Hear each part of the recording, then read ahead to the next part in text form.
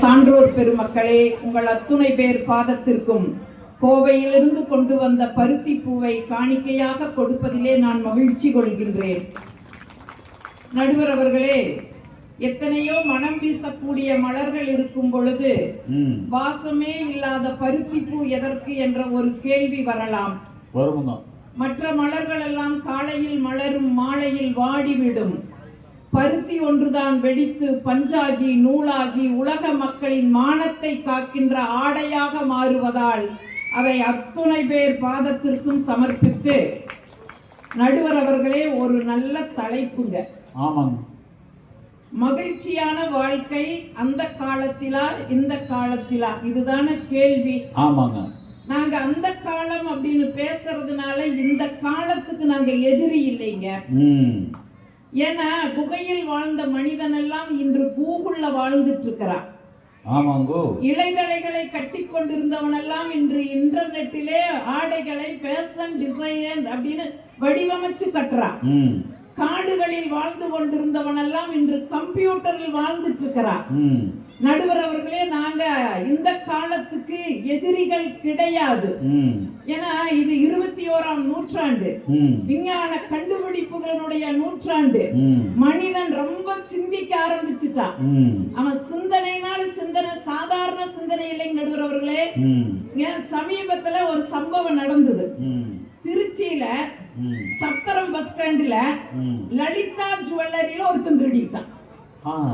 ஆனா அவனை பிடிச்சிட்டாங்க. அந்த ஓனருக்கு என்ன வருத்தம்னா, அந்த கடைக்கு பக்கத்திலேயே 4-5 நகை கடை இருக்குது. இதுல அவன் திருடல. என் கடையில எப்படி வந்து அவன் திருடுனா, நான் ஜெயிலுக்கு போய் கேட்காம விட மாட்டேன்னு அனுமதி வாங்கிட்டு ஜெயிலுக்கு போனாரு. அந்த திருடனை பார்த்து கேட்டாரு, எப்பா 4-5 கடை என் கடையொட்டி இருக்குது, அதுல எல்லாம் திருடாம ஏன் என் கடையில வந்து திருடுனேன்னு கேட்டா. அதுக்கு அந்த திருடன் சொன்னா, சார் நீங்க தானே உங்க கடைக்கு வர சொல்லி சொன்னீங்கன்னா. நான் எங்கடா சொன்னேன், உங்ககிட்ட நான் எப்படா சொன்னேன்? எனக்கு மட்டும் சொல்லீங்க, ஊருக்கே நீங்க சொன்னீங்கல்ல. ஊருக்கே நான் எப்படா சொன்னேன்? நீங்க தானே சார் இந்த டிவி விளம்பரத்துல மொட்டை அடிச்சுட்டு சந்தன போட்டு வச்சுட்டு என் கடையில நகை வாங்கறதுக்கு முன்னாடி 4 கடைக்கு போங்க, விசாரியுங்க, அப்புறமா என்ற கடைக்கு வாங்கன்னு நீங்க தானே சார் சொன்னீங்க. நடுவர் அவர்களே, யோசிச்சு பாருங்க. அவன் சொல்றா, அந்த 4 கடைக்கு போய் நான் ஓட்ட போட்டு பார்த்த போட முடியல, உங்க கடையில தான் ஈஸியா ஓட்ட போட முடிஞ்சது, ஓட்டைய போட்டேன்னா. மனிதன் சிந்திக்க ஆரம்பிச்சுட்டா. இதுல எல்லாம் எங்களுக்கு எந்த ஒரு கருத்து வேறுபாடும் கிடையாது. ஆனா இன்னைக்கு இந்த காலம் எப்படி இருக்குதுங்கிறதா எங்களுடைய கேள்வி. நடுவர் அவர்களே, பஸ்ல போனா பர்ஸ காணோம், பார்க்க அழகா இருந்தா நர்ஸ காணோம், ஆஸ்பத்திரிக்கு போனா உறுப்ப காணோம், ஆலயத்துக்கு போனா செருப்ப காணோம், ஆசிரமத்துக்கு போனா கற்ப காணோம். இதுதான் இன்னைக்கு இருக்கிற காலம். இதுல என்ன மகிழ்ச்சி வரும் நான் கேக்குறேன். உண்மை. அதுல எதிரணியில வேற வந்து பெரிய கேள்வி எல்லாம் வேற கேட்டுட்டு போறாங்க. அதுல அந்த பூம்படி வேற வந்து ஒண்ணு சொன்னாங்க பாருங்க, மாமியா மருமக சண்டையே இன்னைக்கு இந்த காலத்துல இல்லங்கிறாங்க. நடுவர் அவர்களே, மாமியா மருமக சண்டை வராது. ஏன் வராது? இன்னைக்கு கல்யாணம் பண்ணி வரும்பொழுது பிள்ளைங்க கண்டிஷன் போடுறாங்க, இழுத்தரைக்க அம்மியும் இருக்க கூடாது, மாப்பிள்ளை பையனுக்கு மம்மியும் இருக்க கூடாதுன்னு கண்டிஷன் போட்டலங்க வர்றாங்க. அவர் எப்படி சண்டை வருன்னு நான் கேட்கிறேன். என்னத்த வந்து பேசிட்டு போறீங்க? அதுல வேற பாட்டு, எங்க பாட்டு அந்த அம்மனி அவ்வளவு குறை சொல்லுது. கண்ணத்தில் ஒன்னே ஒண்ணு கடனாக தாடான்னு கடனா கேட்டானா. நடுவர்களே, மாட்டு வண்டியும் கூட போகாத இடத்திற்கு பாட்டு வண்டியை ஓட்டியவன் எங்களுடைய பட்டுக்கோட்டை கல்யாண சுந்தரம். கேட்டாங்க ஒரு கேள்வி. என்ன கேட்டாங்க தெரியுமா? கல்யாண பரிசுங்கிற படத்துல முத்தம்ங்கிற வார்த்தையை போட்டு பாட்டு எழுதுன்னு சொன்னாங்க. எழுத மாட்டேன்னு சொல்லிட்டாரு. எழுத மாட்டேன்னு தான் எழுதினாரு. கண்ணத்தில் ஒன்னே ஒண்ணு கடனாக தாடா, கண்ணுக்குள் விளையாடும் கலையே நீ வாடா எழுதினாருங்க. முத்தம்ங்கிற வார்த்தையே போடாம கண்ணத்தில் ஒன்னே ஒண்ணு கடனாக தாடா வட்டுக்கோட்டை எழுதுனா. இன்னைக்கு என்னமா பாட்டு எழுதி இருக்கிறீங்க நான் கேக்குறேன். அந்த முத்தத்தை வச்சுட்டு எத்தனை அசிங்கப்படுத்துறீங்க. ஒருத்தர் எழுதி இருக்கிறான், முத்தம் தர எந்த இடம், முகத்திலே எந்த இடம். இங்க 1.5 ஏக்கராவா இருக்குது. எங்கேயோ நம்ம கொடுத்துட்டு போய் தொலைய வேண்டியதா. நான் இல்ல மாட்டாமா, நான் கேட்கிறேன் என்ன வந்து பேசி. அதுதானே இந்த காலம். அப்புறம் இன்னொருத்தர் எழுதுறான், இச்சுத்தா இச்சுத்தா கண்ணங்களை பிச்சுத்தா. இதெல்லாம் ரொட்டி பண்ணா பிச்சு கொடுத்துட்டு போறக்கு. இதெல்லாம் ஒரு பாட்டாமா? இதோட இன்னொருத்தர் எழுதுனா, தீப்பிடிக்க தீப்பிடிக்க முத்தம் கோடுடா, என் திமிரெல்லாம் அடங்கட்டு கொஞ்சம் கடிடா. நான் கேட்கிற நடுவர் அவர்களே, தீ பிடிக்கிற மாதிரி முத்தம் கொடுத்தா மீச கருகு, நாளைக்கு எப்படி முத்தம் கொடுத்துக்கிறது? இந்த பாட்டுக்கெல்லாம் வக்காலத்து வாங்கிட்டு 3 பேர் அடுத்து வர மணி வரும்போது அப்படித்தானுங்க. இல்ல என்ன எங்களை வந்து அப்படி குறை சொல்லிட்டு போறேன். நான் கேட்கிறேன், எங்க ஒரு பாட்டுக்கு உங்க பாட்டு ஈடாகுன்னு சொல்லுங்க. நான் இனிமேல் மேடையில் பேசுறதையே விட்டுறேன். செல்போனை கொடுக்குறேனே, நான் மேடையிலேயே பேசுறது விட்டுறேங்க. எங்க பாட்டு ஒரு பாட்டு, இன யாருமா உங்க பாட்டு அடுத்து வந்து சொல்ல நம்மளி நடுவர் அவர்களே, வாழ்க்கைனா என்னன்னு எங்க பாட்டு சொல்லி கொடுத்ததுங்க. வாழ்க்கைனா என்னன்னு ஒரு பாட்டு எங்க பாட்டு சொல்லி கொடுத்தது. ஆஹா நம்ம ஆசை நிறைவேறுமா, கடலை போல மறைந்து போக நேருமா.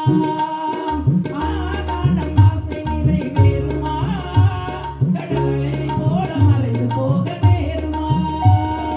அன்பே சந்தேகம் கொள்ளலாகுமா, என் அன்பே சந்தேகம் கொள்ளலாகுமா, கொடி அசைந்தாட பந்தலின்றி போகுமா. என் அன்பே சந்தேகம் கொள்ளலாகுமா, கொடி அசைந்தாட பந்தலின்றி போகுமா. நீருடல் ஒரு நீராய் வாழ்வோம், சுகமாறாத இன்ப உலகை ஆடுவோம். நீருடல் ஒரு உயிராய் வாழுவோம், சுகமாறாத இன்ப உலகை ஆளுவோம். ஆசை நிறைவேறுமா, நிறைவேறும். கடல் அலை போல மறைந்து போக நேருமா. ஏங்க என்னாச்சு? பாருங்க, அந்த கால பாட்டு நடுவரையும் தூக்கிடுச்சு அப்படியே. டூயட் பாட எந்திரிச்சு வந்துட்டாரு. இந்த மாதிரி ஏதாச்சும் ஒரு பாட்டு உங்களுக்கு நீங்க இருக்கா? அந்த காலத்துக்கு என்னை கொண்டு போயிட்டீங்களே. ஏங்க எவ்வளவு மகிழ்ச்சிங்க எங்க பாட்டுல, ஆஹா. எவ்வளவு செய்திங்க எங்களுக்கு. அதை விட்டு போட்டு வந்து 2 பேரும் என்னென்னமோ பேசிட்டு இருக்கிறாங்க. ஆன்லைன் வகுப்பாமா, பெரிய கேள்வி 2 பேருமே. கொரோனா காலத்திலே வகுப்பு நடத்தப்பட்டதே. பேசாதையம்மா பேசாத. நானெல்லாம் கல்லூரி பேராசிரியர் நடுவர் அவர்களே, கல்லூரி பேராசிரியர். என்ன பாடுபடுறது தெரியுங்களா? நானெல்லாம் வாத்தியார்னால இருக்கிற பாசத்தினாலதாங்க வாத்தியார் வேலைக்கே வந்தேன். இப்ப ஏன்டா வந்தேன்னு வருந்தி நின்றுட்டு இருக்கிறேன். நடுவர் அவர்களே, கல்லூரியிலேயே ரொம்ப ஸ்ட்ரிக்டான பேராசிரியர் நான் தான். உண்மைங்க. செல்போன் எல்லாம் யாராச்சும் வச்சிருந்தா விட மாட்டேன். புறா வாங்கி வச்சுட்டு வருஷ கடைசியில உங்க அப்பா அம்மாவை வந்து என்கிட்ட வாங்க சொல்லுன்னு வாங்கி வச்சுக்குவேன். இந்த கொரோனா வந்துதான் நடுவர் அவர்களே, எல்லா செல்போனும் என் கையில. வாடானா வரமாட்டேங்கிறான். ஏ வாடா, வந்து செல்போனை வாங்கி என் வகுப்புக்குள்ள வாடா, வந்தாதாண்ட எனக்கு சம்பளம் தருவாங்க. வேண்டாம் மேடம், நீங்க கொள்கையிலேயே இருங்க, வருஷ கடைசியில எங்க அப்பா நாத்தாட்ட கொடுங்க. வரமாட்டேங்கிறான். நடுவர் அவர்களே, 5 மாஸ்க போட்டேன், சானிடைசர்லயே குளிச்சேன், வாடகைக்கு கார் எடுத்தேன், வீடு வீடா போய் செல்போனை கொடுத்தேன்.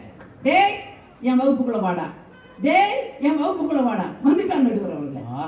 வந்துட்டு அடிக்கிறான் பாருங்க ஒருத்தர் எனக்கு message.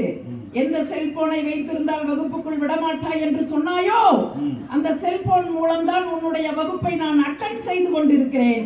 Santhamani is a boomerang.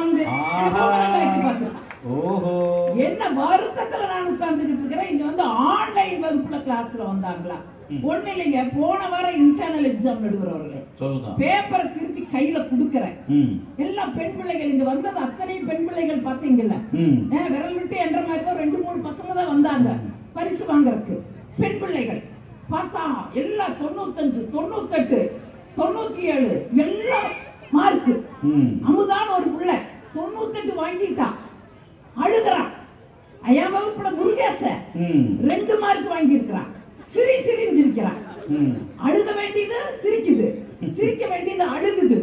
நான் கேட்டேன், டேய் முருகேசா, அமுதால பாருடா, 98 மார்க் வாங்கிட்டு அழுதுட்டு இருக்குது, 2 மார்க் வாங்கிட்டு சிரிக்கிறைய வெக்கம் இல்லையான போட்ட உனக்கே வெக்கம் இல்லை, எனக்கு எதுக்கு வெக்கம்?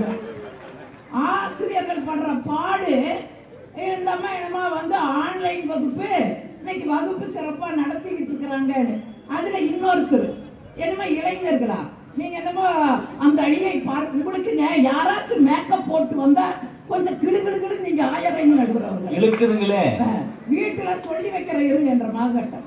உங்களுக்கு இந்த மணியன் கூட்டத்துக்கெல்லாம் பிள்ளை கொடுத்துட்டு நாங்க படாத பாடுபட்டு இருக்கிறோம்.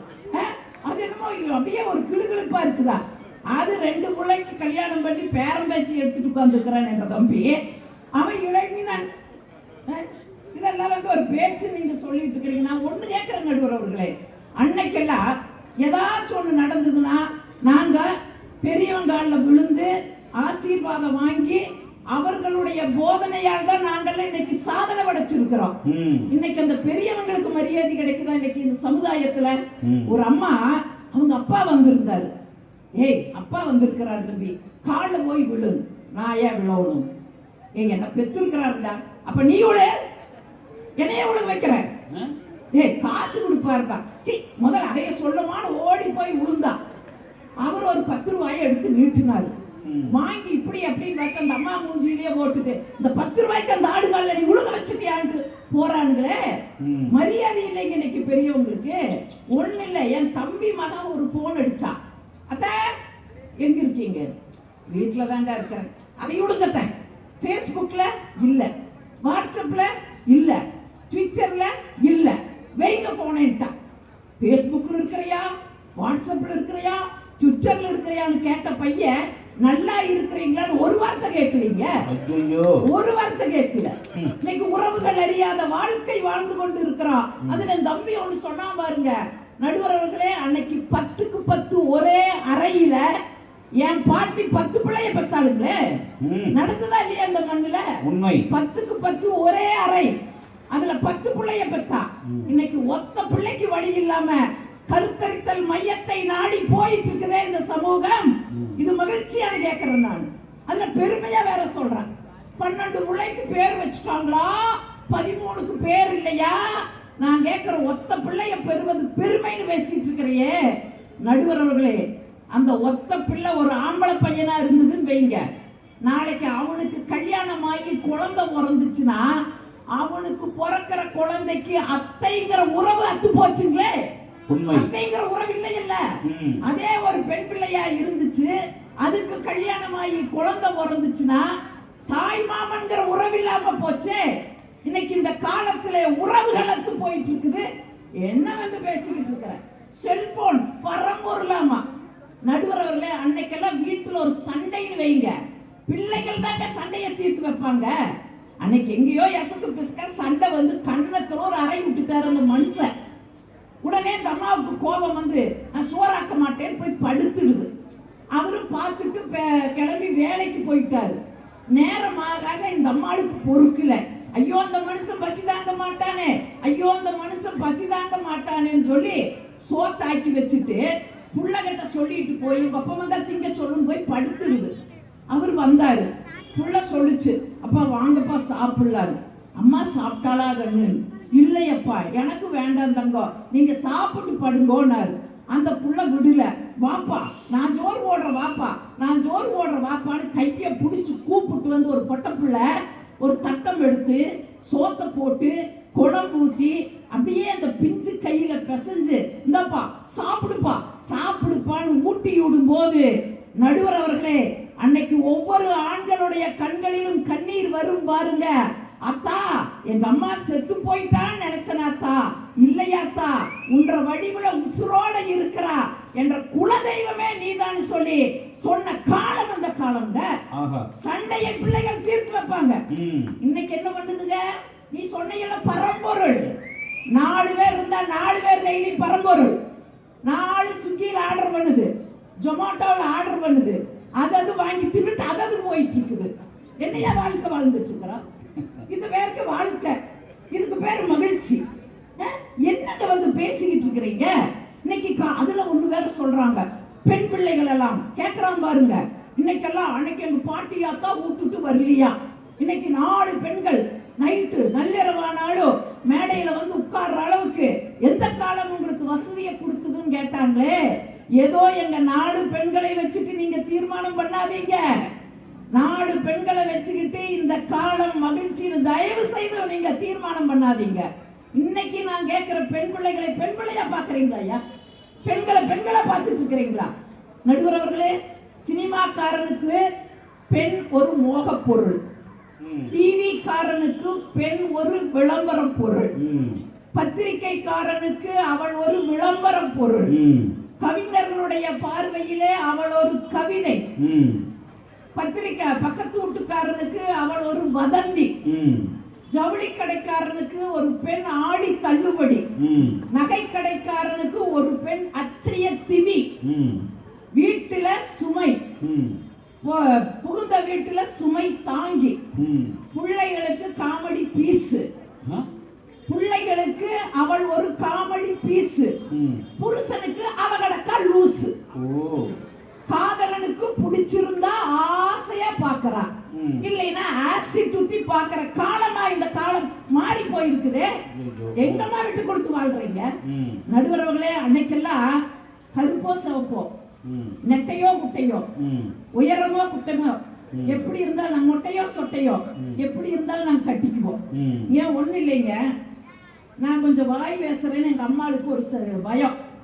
ஜோசிகாரங்கிட்ட போய் ஜோசியம் கேட்ட, இவளுக்கு நல்ல மாப்பிள்ளை கிடைக்குங்களான்னு. அவன் ஒரு பரிகாரத்தை கொடுத்தான். வெள்ளிக்கிழமை அம்மன் கோயில போய் எலுமிச்சம்பழம் தடுத்து அவளை தீபம் போட சொல்லுங்க, நல்ல புருஷன் வரும்னு சொன்னான். எங்க அம்மாளும் சொன்னா, நானும் வெள்ளிக்கிழமை ராகு காலத்துல அம்மனுக்கு எலுமிச்சம்பழம் மறுத்து தீபம் போட்ட நடுவர் அவர்களே. அந்த ராகு காலமே எனக்கு வாழ்க்கை துணையா வந்துச்சு. ஒரு நாள் சொன்னாங்க, உன்னை பொண்ணு பார்க்க வர்றாங்கன்னு சொன்னாங்க. சொல்லும் போது மனசுக்குள்ள ஒரு பயம் இருந்தாலும் ஒரு ஆசை, எப்ப வருவாங்க எதிர்பார்த்துட்டு இருக்கிறேன். அழகிய மிதிலை நகரில்